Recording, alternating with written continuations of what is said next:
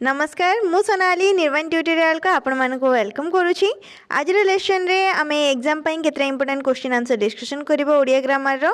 तो ये देखो फर्स्ट क्वेश्चन हमर कोन रही पिला ठारू बुढ़ा पर्यंत समस्ते एठारे खाई परिबे एही वाक्यटीर संक्षेप रूप कौन हबो। संक्षेप रूप माने कौन आम छोट करके लिखिपर पूरा सेन्टेन्सटार आमर कौन दिखाई पिला ठारू बुढ़ा पर्यंत समस्ते एठारे खाई परिबे। तो ये आम क्या छोट कर ऑप्शन रे कौन रही देख फर्स्ट ऑप्शन पिला बुढ़ा समस्ते खाइबा को एठी को आसीबे। ऑप्शन बी पिला एवं बुढ़ा समस्ते एठी खाई परिबे। ऑप्शन नंबर सी आबाल वृद्ध समस्ते एठारे खाई परिबे।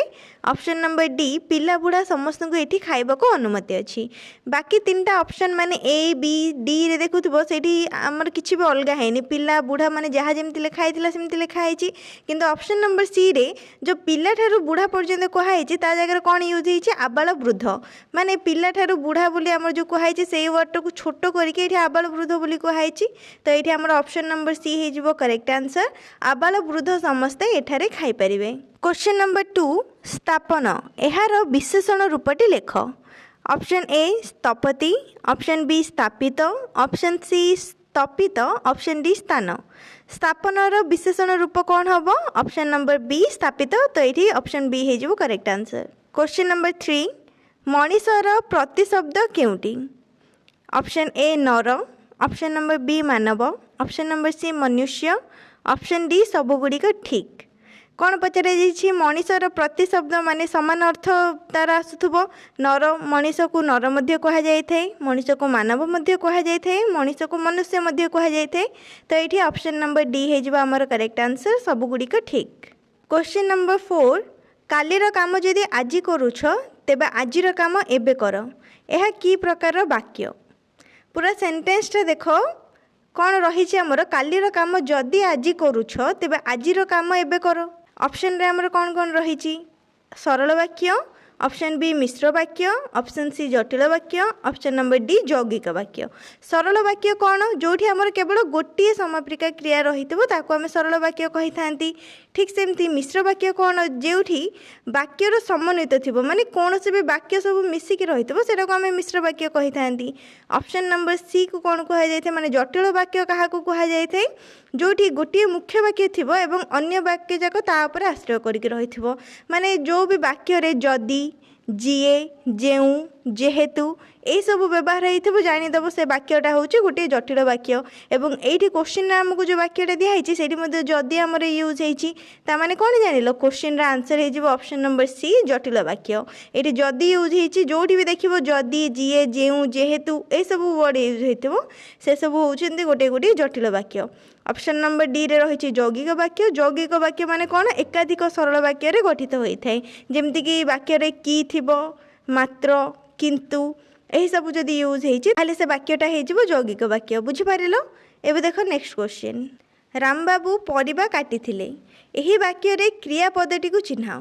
क्रियापद माने कौन कहलो जोठी आमको किसी गोटे कामर सूचना मिलूँ किसी गोटे कम करवाटा को क्रियापद आम कही था। तो ये ऑप्शन रे आमर कौन कौन दिखाई फर्स्ट ऑप्शन रही रामबाबू, ऑप्शन नंबर बी काटिथिले, ऑप्शन नंबर सी परिबा, ऑप्शन नंबर डी राम। तो ये आमर करेक्ट आंसर कौन हम ऑप्शन नंबर बी काटिथिले माने कामटा को बुझाऊँगी रामबाबू परिबा काटिथिले रे क्रियापद किए आसो काटिथिले। क्वेश्चन नंबर 6 स्वर्ग शब्दर पद्य रूप बाछ। ऑप्शन नंबर ए सरग, ऑप्शन बी मध्य रही सरग, ऑप्शन सी रे सरग, ऑप्शन डी सर अग। पद्य रूप माने कौन जोटा आम गीत रे माने पोएम रे जो वर्डटा यूज होता है सेटा को कहा जाए पद्य रूप बोली। स्वर्गटा ये आमर गद्य रूप में रही पद्य रूप में प्रकाश कले कौन हम सरग। ऑप्शन नंबर बी हो करेक्ट आंसर। ऑप्शन एटारे ताल बेस यूज होती तो सरग आमर दंत्य स रही ऑप्शन नंबर बी आसो करेक्ट आंसर। क्वेश्चन नंबर 7 उपयुक्त शब्द बाछी शून्य स्थान पूरण कर। कृषक मनरे डैश धान्य आनंद संचार करे। ऑप्शन नंबर ए स्तूपीकृत, ऑप्शन नंबर बी स्वर्ण शीर्ष, ऑप्शन नंबर सी दोलायमान, ऑप्शन नंबर डी शस्य श्यामला। कृषक मनरे कौन देखिक आनंद आसो कहल ଯେତେବେଳେ ସେ ଯେଉଁ କଠିନ ପରିଶ୍ରମ ପରେ ସେ ଯେଉଁ ଧାନ ଗଛ ସବୁ ଉଠିଥିବ ସେଇଟାକୁ ଦେଖିକି ତାଙ୍କୁ ଖୁସି ଲାଗିଥାଏ କି ନାହିଁ ଏବଂ ଧାନ ଗଛ ଯାହା କଲର୍ କେମିତି ଥାଏ ଗୋଲ୍ଡେନ୍ କଲର୍ର ତ ସେଇଟାକୁ କ'ଣ ବୋଲି କୁହାଯାଇଛି ଏଇଠି ସ୍ୱର୍ଣ୍ଣ ଶୀର୍ଷ ବୋଲି କୁହାଯାଇଛି। ଅପସନ୍ ନମ୍ବର ବି ଆମର ହେଇଯିବ କରେକ୍ଟ ଆନ୍ସର୍। ଶସ୍ୟ ଶ୍ୟାମଳ ମାନେ କ'ଣ ଚାରିଆଡ଼େ ଯେଉଁ ଗ୍ରୀନ୍ ଦେଖାଯାଇଥାଉଛି ତ ଧାନ ଗଛ ଯାକ କ'ଣ ଗ୍ରୀନ୍ ଗ୍ରୀନ୍ ଦେଖାଯାଉଛି କି ନାହିଁ ଏଇଠି ଆମର କ'ଣ ଉତ୍ତର ହେଇଯିବ ସେଥିପାଇଁ ଅପସନ୍ ନମ୍ବର ବି ସ୍ୱର୍ଣ୍ଣ ଶୀର୍ଷ। କୃଷକ ମନରେ ସ୍ୱର୍ଣ୍ଣ ଶୀର୍ଷ ଧାନ୍ୟ ଆନନ୍ଦ ସଞ୍ଚାର କରେ। ନେକ୍ସଟ क्वेश्चन तोष विपरीत अर्थ लेख। ऑप्शन नंबर ए संतोष, ऑप्शन बी अतोष, ऑप्शन सी रोष, ऑप्शन नंबर डी राग। तो ये आमर ऑप्शन नंबर सी हो करेक्ट आंसर। तोषर विपरीत अर्थ होता है रोष। क्वेश्चन नंबर 9 जहाँ करिवार योग्य एक पदरे प्रकाश कर माने गोटे पदरे आर अर्थटा कौन आसो एमती गोटे पद नब जोड़ा कि अर्थ प्रकाश करुव जहाँ करिवार योग्य। ऑप्शन ए रे रही कार्य, ऑप्शन बी रे रही करणीय, ऑप्शन नंबर सी करणीय, ऑप्शन नंबर डी करणीय। तो बाकी 3टा ऑप्शन रे करणीय रही। ऑप्शन नंबर ए रे कार्य रही। कार्य माने आसो काम आठी ठीक बनानटा माने शुद्ध शब्दटा आसो ऑप्शन नंबर सी करणीय न रे दीर्घईकार रहिबो। एठी हमर 9 नंबर रो क्वेश्चन हे जिवो option number C correct answer. जहाँ करिवार योग्य ताको करणीय बोली कहा जाय थाए। क्वेश्चन नंबर 10 मु कलम आनी लेखिली एहा की प्रकारर वाक्य। ऑप्शन ए यौगिक वाक्य, ऑप्शन नंबर बी मिश्र वाक्य, ऑप्शन नंबर सी सरल वाक्य, ऑप्शन नंबर डी जटिल वाक्य। आ पूर्वर आम वाक्य विषय पढ़िले तो यहाँ तुम मैंने आंसर भल भाव में जापर। यहाँ आमर गोटे सरल वाक्य रही जो केवल गोटे समापिका क्रिया रही गोटे ही कम रही को सरल वाक्य कहुए। ये गोटे ही कम रही मु कलम आनी लेखिली ये आमर गोटे सरल वाक्य हम। नेक्स्ट क्वेश्चन सुआ नाकिया व्याख्याटी कौन हम। सुआ नाकिया जो कहुई से कौ अर्थ कहुई। ऑप्शन नंबर ए सुआ परी नाक, ऑप्शन नंबर बी सुआ परी नाक जହାର, ऑप्शन नंबर सी सुआर नाक परी नाक जହାର, ऑप्शन नंबर डी सुआर नाक को जीणुवा। ताहले कोटा ठीक हम कहल। बहुत जन ऑप्शन नंबर ए को टिक कर दे था सुआ परी नाक किंतु ये कौन कहुई सुआ नाकिया कहुई। माने कौन हम सुआर नाक परी जार नाक हो सुआ नाकिया कह ना सुआ परी नाकटी कहुनी से ऑप्शन नंबर सी हो आमर करेक्ट आंसर। सुआ नाकिया माने हूँ सुआर नाक परी जार नाक थी कहुए सुआ नाकिया। क्वेश्चन नंबर 12 अनादर्श शब्दटीर विपरीत अर्थबोधक शब्द लेख। अनादर्शर विपरीत कौन हम जे आदर्श हम हाँ कि नहीं ये ऑप्शन नंबर बी हो आमर करेक्ट आंसर। अनादर्शर विपरीत हम आदर्श। निम्नोक्तरे थिबा शुद्ध शब्द चिन्हाओ। ऑप्शन नंबर ए शून्य स्थान, ऑप्शन बी रे शून्य स्थान, ऑप्शन सी रे शून्य स्थान, ऑप्शन डी रे शून्य स्थान रही माने ये आमको शून्य स्थान शब्दटी दि जाइए कौ शून्य स्थान ठीक बनान रही आमको बाछिकी लिखबार अच्छी। शून्य स्थान आम सब यूज करते प्राय आमर क्वेश्चन रे शून्य स्थान पूरण कर रही है। तो ये कौ ऑप्शन टा ठीक हम कहला ऑप्शन नंबर बी शून्य स्थान ये शुद्ध शब्द। नित्यानंद संधि विच्छेद कले कौन हम। ऑप्शन ए नित्ययुक्त आनंद, ऑप्शन बी नीतियुक्त आनंद, ऑप्शन नंबर सी नित्यायुक्त आनंद, ऑप्शन नंबर डी नित्यायुक्त नंद।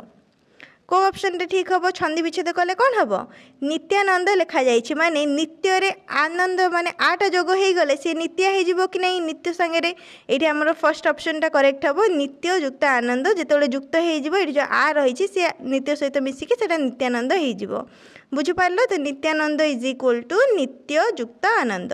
नेक्स्ट क्वेश्चन इच्छा अनुसार सुविधा मिलवा यही अर्थ प्रकाश करुवा रूढ़ीटी केउंटी।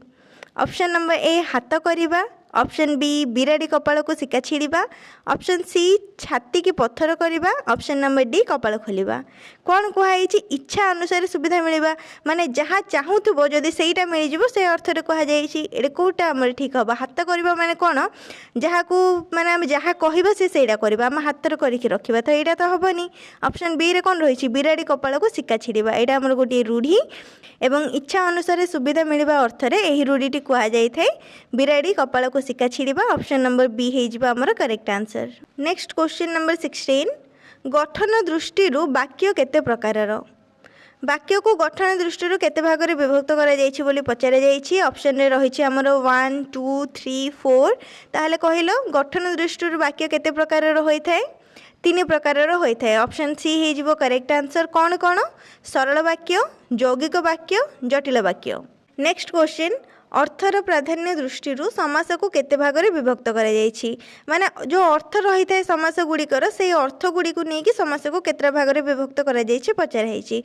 Option number A 2, option number B 4, option number C 6, option number D 8। ताले केते भाग में विभक्त कर 6 भाग में विभक्त कर। ऑप्शन नंबर सी ये आमर करेक्ट आंसर। अर्थर प्राधान्य दृष्टि समास को 6 भाग में विभक्त कर कौन कौन? तत्पुरुष समास, कर्मधारय समास, दिगु समास, द्वंद्व समास, बहुव्रीहि समास और अव्ययीभाव समास। मन रखिबो 6टी भाग में जहाँ सब कहली से समास गुड़ी को मन रखिबो। नेक्स्ट क्वेश्चन, आज्ञा मते टिके साहाय्य करंतु यह केउं प्रकारर वाक्य अटे? कौन कहुई? देख वाक्यटी को भल भाव पढ़ो तुम वाक्यटा को पढ़िकी ही जानीदेव से कौ प्रकार वाक्य। ये आम ऑप्शन रही अनुरोध सूचक वाक्य कि प्रश्न सूचक वाक्य, विस्मय सूचक वाक्य, नास्ति सूचक वाक्य। अनुरोध सूचक वाक्य माने कौन? आम कि गोटे अनुरोध करें जहाँ को अनुरोध सूचक बोली कहुई। प्रश्न सूचक कौन? आम जमी किसी भी क्वेश्चन करूँ कौन, कहीं, कौन पाई, केमिति, यही सब प्रश्न सूचक वाक्य आसीज। विस्मय सूचक माने कौन? किसी गोटे आश्चर्य कि चकित कला भाया वाक्य थी से वाक्य आमर विस्मय सूचक चिन्ह रही शेष में रही विस्मय सूचक चिन्ह और गोटे आश्चर्य अर्थ में कहुई विस्मय सूचक वाक्य कहुई। नेक्स्ट रहा आमर नास्ति सूचक। नास्ति सूचक माने जो वाक्य तुमको किसी गोटे नाही कर अर्थ जना पड़ो, किसी गोटे मना कर अर्थ बुझा पड़ो से कहुई नास्ति सूचक वाक्य। ये तुम मैंने देखुव ये गोटे विस्मय सूचक रही किंतु जदि आम वाक्यटा को पढ़ी था कि वाक्यटा को शुणी था कौन आमको लगुच गोटे अनुरोध कर मत कि साहाय्य करंतु, मत टिके साहाय्य करंतु। से आमर ऑप्शन नंबर ए हो करेक्ट आंसर। आज्ञा मत टिके साहाय्य करंतु अनुरोध सूचक वाक्य अटे। क्वेश्चन नंबर 19, अहिनकुल संपर्क रूढ़ीटीर अर्थ बुझा। ऑप्शन नंबर ए बुद्धिपणा हेबा, ऑप्शन नंबर बी घोर शत्रुता, ऑप्शन नंबर सी अन्याय विचार, ऑप्शन नंबर डी वृथा प्रार्थना। ताहले अहिनकुल संपर्कर अर्थ कौन हम कहल? अहि माने साप, नकुल ये नेउल अर्थ में कहुई। अहिनकुल भितर कौन? शत्रुतार संपर्क रही है से रूढ़ीटार अर्थ हूँ घोर शत्रुता। जो मान मध्य घोर शत्रुता रही से रूढ़ीटा कहुई जमीक अहिनकुल संपर्क। बुझीपारे? ऑप्शन नंबर बी हो करेक्ट आंसर। नेक्स्ट क्वेश्चन, केउं छंदरे प्रतिपादरे 16टी अक्षर थाए? Option number A Ramkeri, option number B Shankarabharana, option number C Bangalashri, option number D Gujari. को आंसरटा ठीक हम कहल? केउ छंदर आमर प्रतिपादर 16टी अक्षर रही है? ऑप्शन नंबर ए रामकेरी छंदरे प्रतिपादर 16टी अक्षर रही है। नेक्स्ट ऑप्शन नंबर बी रे रही शंकराभरण। शंकराभरण रे प्रतिपादर अक्षर संख्या 14 रही है। बंगलाश्री रे प्रतिपादर अक्षर संख्या 20 रही है और गुजरी रे प्रतिपादर अक्षर संख्या 9टी रही है। बुझीपार? ताहले ये आम टोटाल 20टा क्वेश्चन डिस्कसन कले ओडिया ग्रामर तमाने केतटा क्वेश्चन आंसर करेक्टली दे पारिल सेटा कमेंट सेक्शन में जनइब। आ जदि को भी क्वेश्चन को लेकिन किसी भी डाउट रही है कमेंट सेक्शन में पचारि पारिबो। वीडियो को लाइक करनब, शेयर करनब, चैनल को सब्सक्राइब करनब।